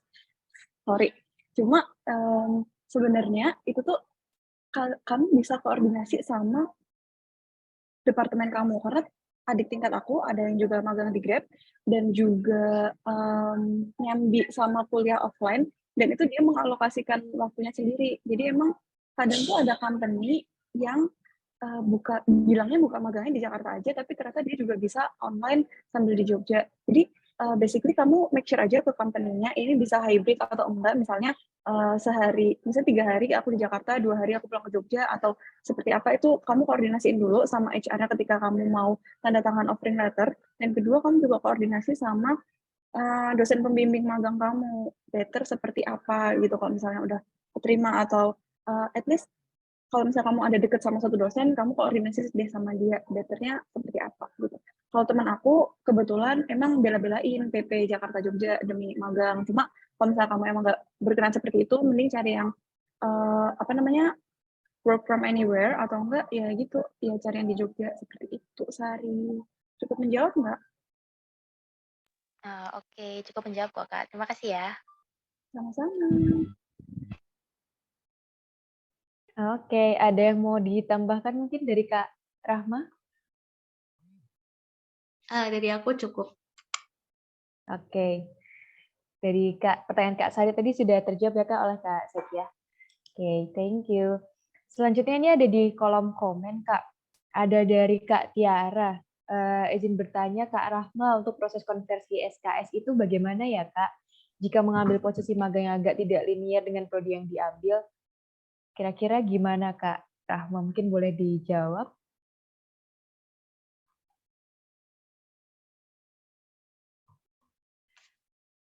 Untuk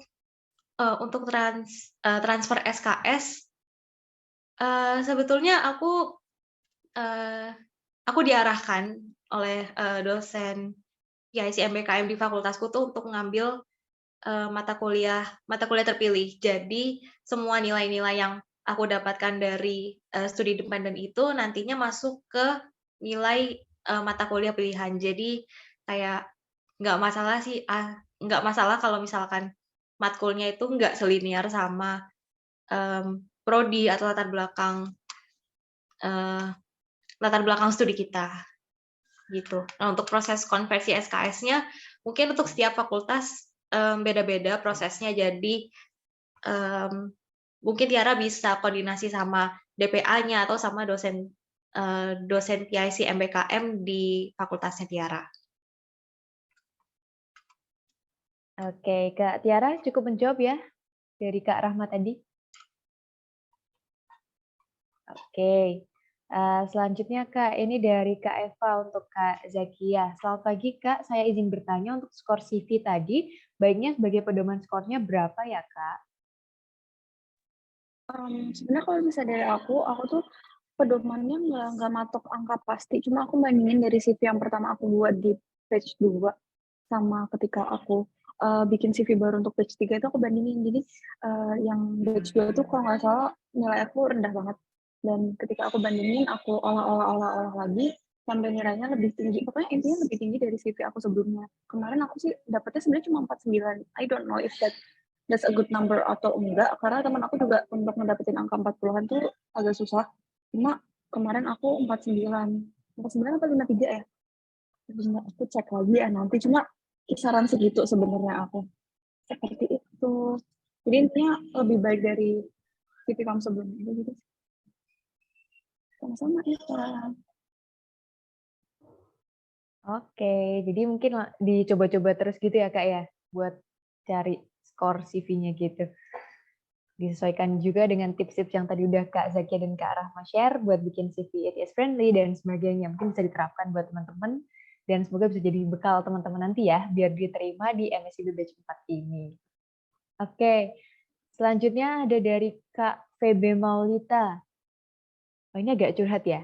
Semisal untuk DPA tidak mendukung program MBKM, bagaimana kita meyakinkan beliau untuk mengikuti MBKM, Kak? Ada Kak Zakia atau Kak Rahma dulu mungkin mau jawab? Mungkin dari aku ya, yang mungkin bisa relate tentang untuk meyakinkan dosen pembimbing akademik.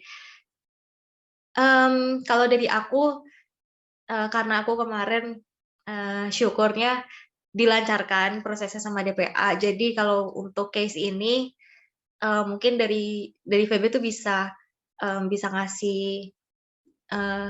ngasih bukti gitu kalau misalkan Feby tuh bisa benar-benar memanage kegiatan dan time manajemennya bagus. Jadi semisal Feby keterima di MBKM dan bisa menyeimbangkan waktu antara kegiatan di kampus sama di kegiatan MBKM, Feby bisa make sure ke DPA-nya kalau Feby benar-benar bisa buat manage semua kegiatannya dan time managementnya, mungkin kayak bikin to-do list atau timetable yang udah tertata sesuai dengan program MBKM dan juga program di akademik perkuliahan. Oke, thank you Kak Rahma. Kak Zakia, ada yang mau ditambahkan mungkin Kak?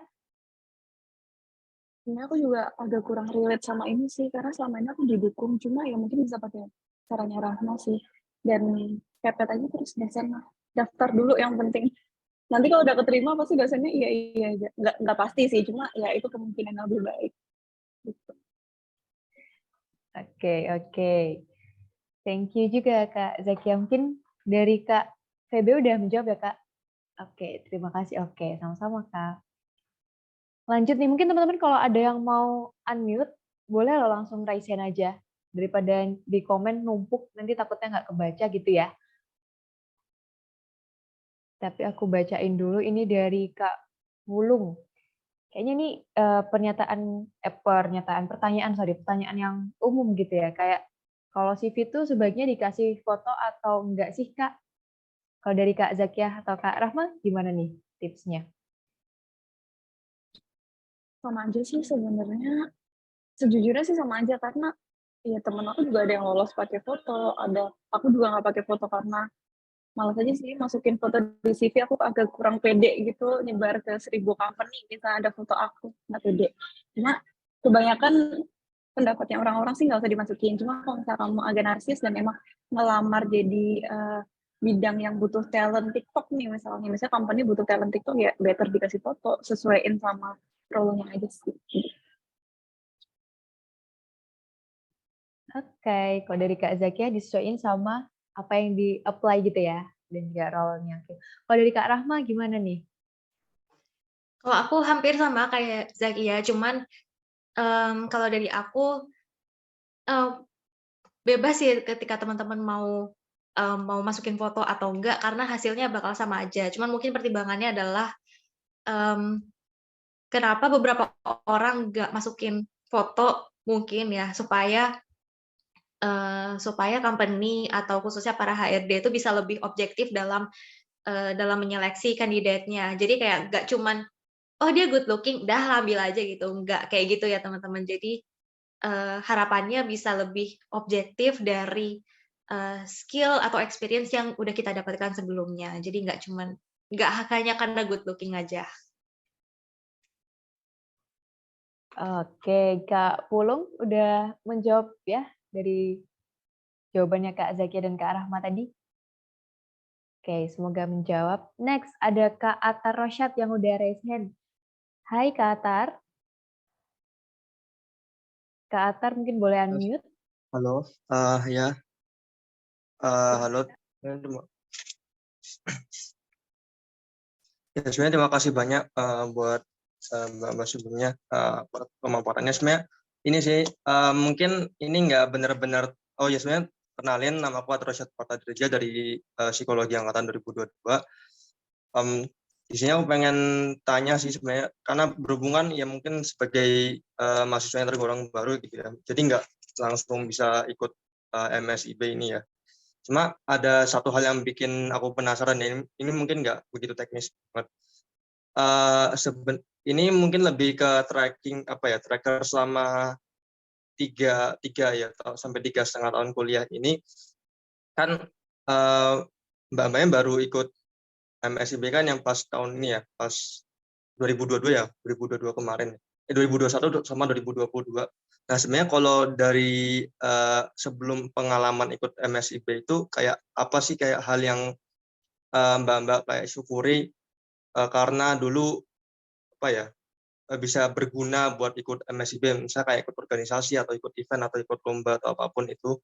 Terus sama hal-hal yang kayak kiranya sempat kayak disesali, oh iya dulu aku harusnya ikut ini nih biar kayak bisa besok pas MSIB bisa lebih maksimal. Itu sih. Makasih banyak. Oke, thank you Kak Atar. Silakan Kak Zakia dan Kak Rahma untuk menjawab pertanyaan dari Kak Atar. Ya, kalau misalnya aku, of course, pengalaman organisasi itu bantu aku banget buat daftar magang-magang gitu. Dan sebenarnya sebelum magang Kampus Merdeka ini, aku juga pernah daftar magang. Kalau kalian tahu, nama platformnya Magang Update. Aku pernah magang di situ waktu semester 3. Dan itu juga membantu aku. Dan aku sebenarnya kalau misalnya Atar tadi tanya penyesalan apa, aku tuh nggak nyesel apapun keputusan yang aku ambil, aku tuh try to not regret my decision. Jadi misalnya semester 1 kemarin aku ngerasa kurang ini. Ya udah aku perbaiki di semester 2 aku harus gini. Tapi kayak nggak ada penyesalan gitu loh. Aku selalu ambil the bright side on every semester yang pernah aku jalanin. Misalnya kayak, oke, semester 1 aku belum banyak organisasi, tapi nggak apa-apa, kan aku adaptasi. Kayak gitu sih sebenarnya aku. Jadi, sebenarnya nggak ada regret, karena ya emang every path that I choose tuh ngarahin aku ke sini gitu. Tapi kalau misalnya untuk aku saran ke kamu, ya banyakin organisasi di tahun-tahun awal, banyakin koneksi sama kating-kating, dan ya udah itu aja sih, ambil experience yang pengen kamu dapetin at the fullest saat kamu kuliah, mumpung masih bisa. Boleh Rahma tambahin? Ya, benar banget apa kata Zakia. Jadi, mumpung masih di tahun pertama, perbanyakin dulu pengalaman-pengalamannya, either itu dari organisasi, panitiaan, atau mungkin lomba. Karena apapun capaian teman-teman, baik itu dari organisasi, kepanitiaan, atau lomba, itu bisa banget menjadi porto teman-teman untuk proses seleksi di Kampus Merdeka. Untuk semua kegiatan ya, nggak cuma MSIB, tapi juga ISMA dan kegiatan-kegiatan lain di Kampus Merdeka. Jadi ya di tahun pertama bisa diperbanyak dulu pengalaman-pengalamannya. Dan kalau dibilang ada penyesalan atau enggak, dari aku nggak ada sih, karena meskipun dapat satu rejection, itu malah bisa jadi motivasi buat aku untuk ayo nih kegiatan berikutnya harus lebih semangat lagi gitu. Kurang lebih seperti itu.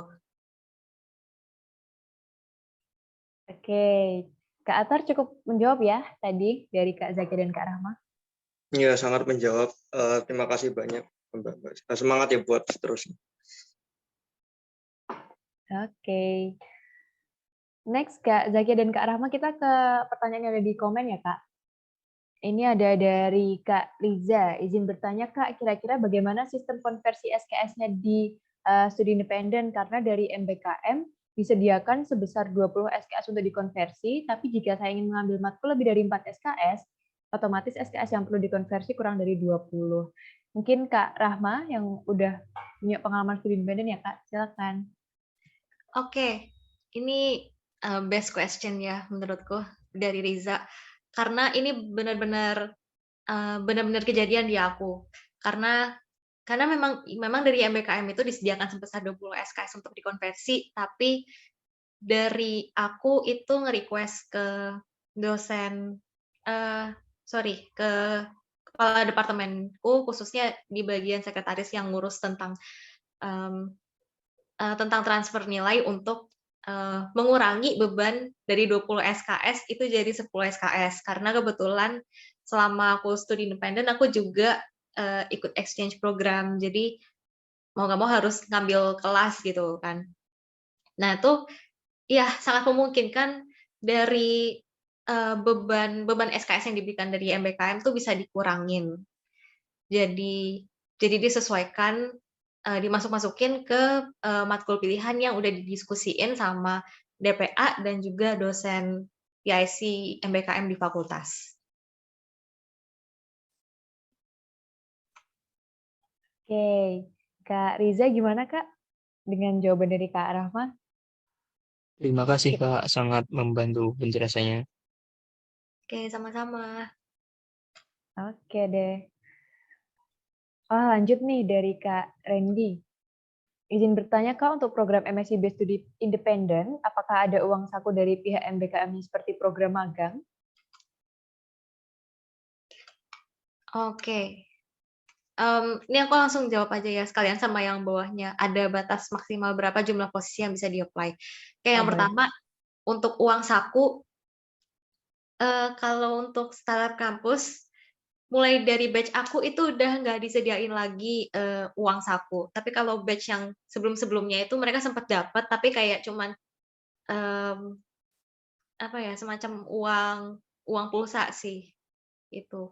Terus untuk batas maksimal jumlah posisi yang bisa di-apply, bisa daftarin ini sih lebih dari satu gitu, bisa banyak. Jadi kayak nggak ada batas maksimal untuk untuk apply untuk mendaftar. Tapi kalau misalkan teman-teman udah dapat tawaran lebih dari satu, ada baiknya teman-teman memilih dan mempertimbangkan, karena selama teman-teman ikut program MSIB itu teman-teman cuma bisa pilih satu kegiatan. Jadi make sure benar-benar dipertimbangkan kalau misalkan teman-teman udah dapat offering tapi lebih dari satu.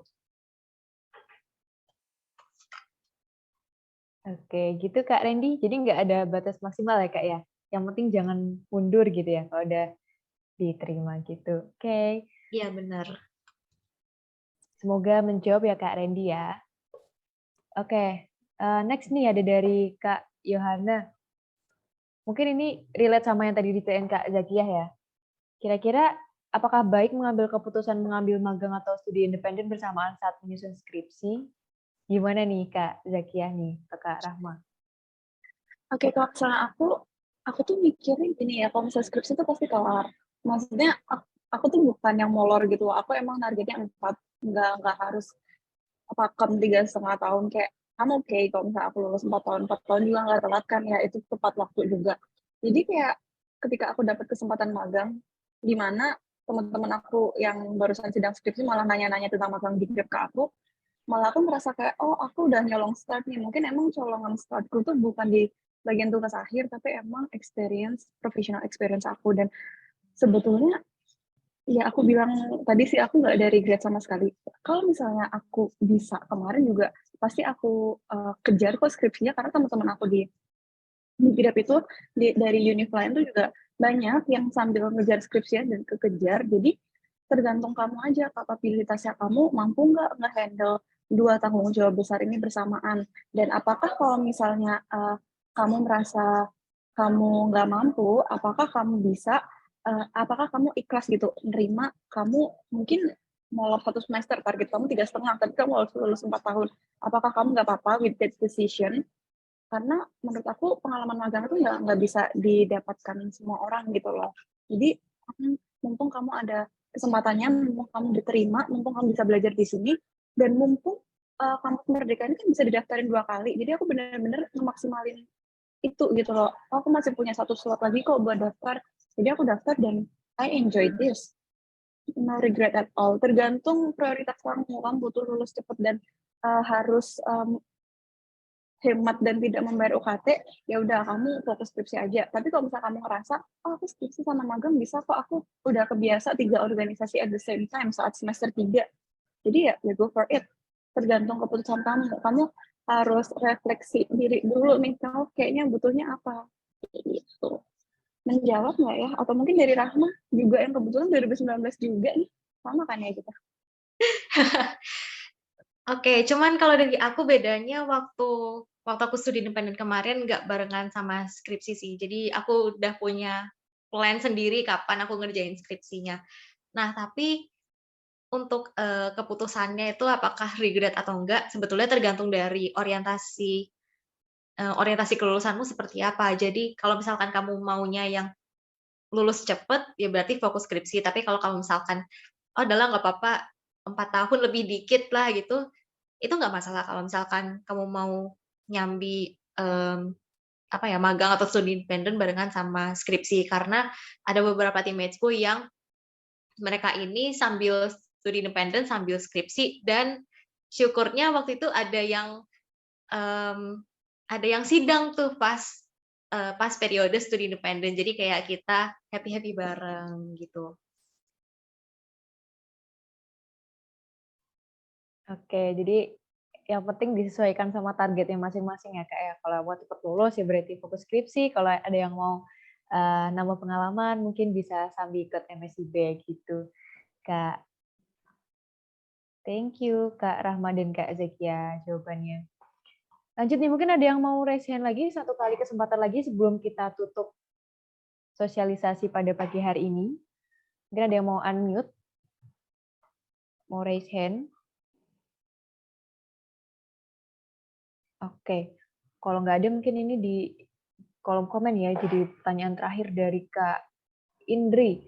Izin bertanya Kak, apabila kita ingin apply company yang tidak linear dengan prodi kita dan company memiliki kriteria prodi tersendiri, apakah ada kemungkinan lolos?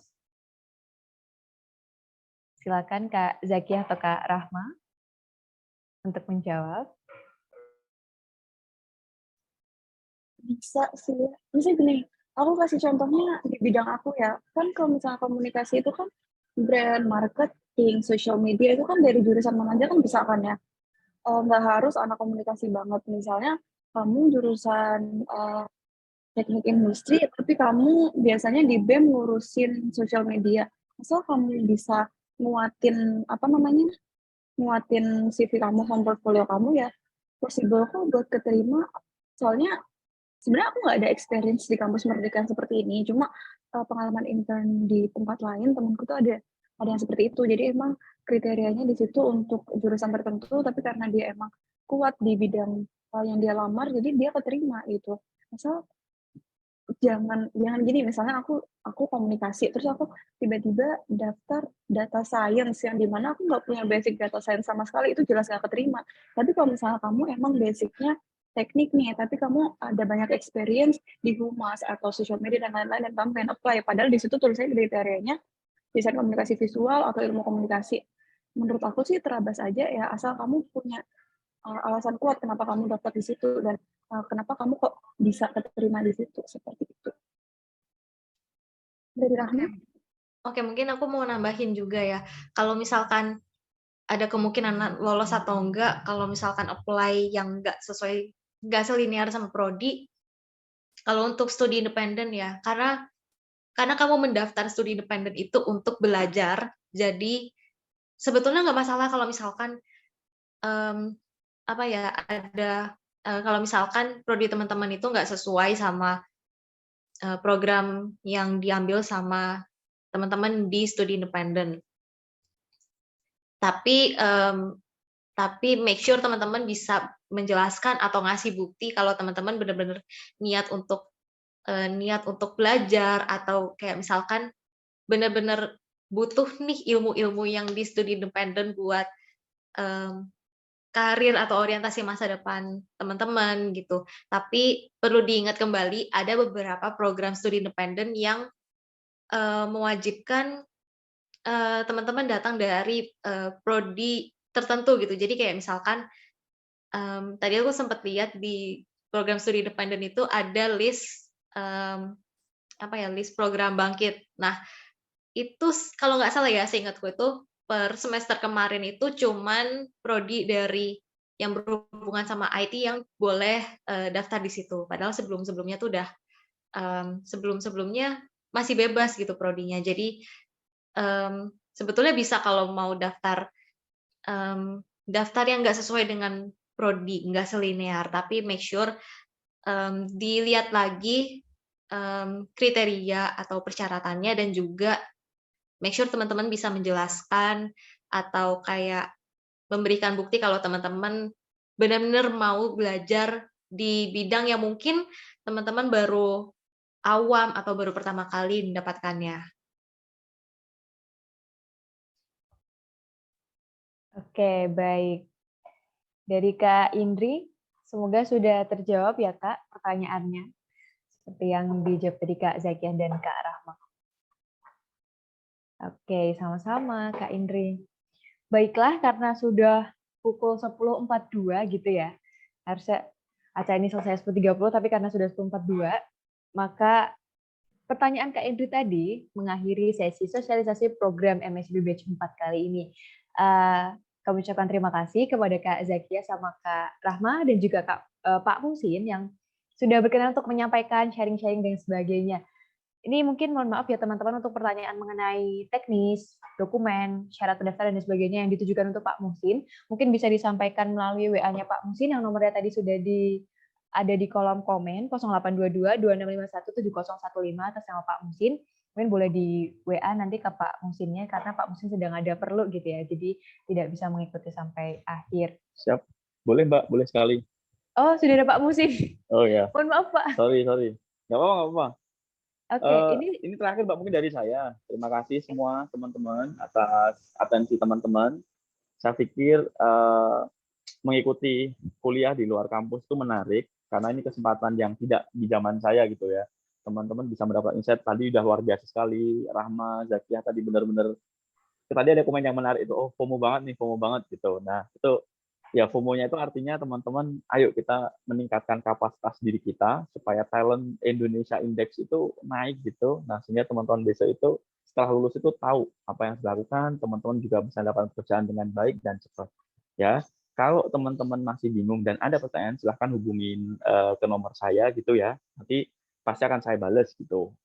Itu dari saya. Sekali lagi terima kasih kepada Zakiah, terima kasih kepada Rahma yang sudah sharing pengalamannya. Semoga sukses untuk seterusnya. Dan teman-teman ditunggu ya segera pendaftarannya ya, segera daftar ya. Terima kasih banyak. Saya kembalikan ke Kak Andin. Baik, terima kasih banyak Pak Muhsin atas apa yang telah disampaikan hari ini. Semoga bermanfaat ya bagi bekal teman-teman yang ingin ikut MSIB Batch 4 kali ini. Semoga selalu dilancarkan, sukses dan sehat selalu. Dan juga rekaman sosialisasi pada pagi hari ini bisa teman-teman akses di YouTube-nya Akademik UGM. Nanti bisa di-search aja di YouTube ya, Akademik UGM. Terus juga sosialisasi yang kemarin, mungkin yang belum mengikuti yang jilid 1 yang dilaksanakan pada bulan Desember bisa diakses juga di YouTube Akademik UGM.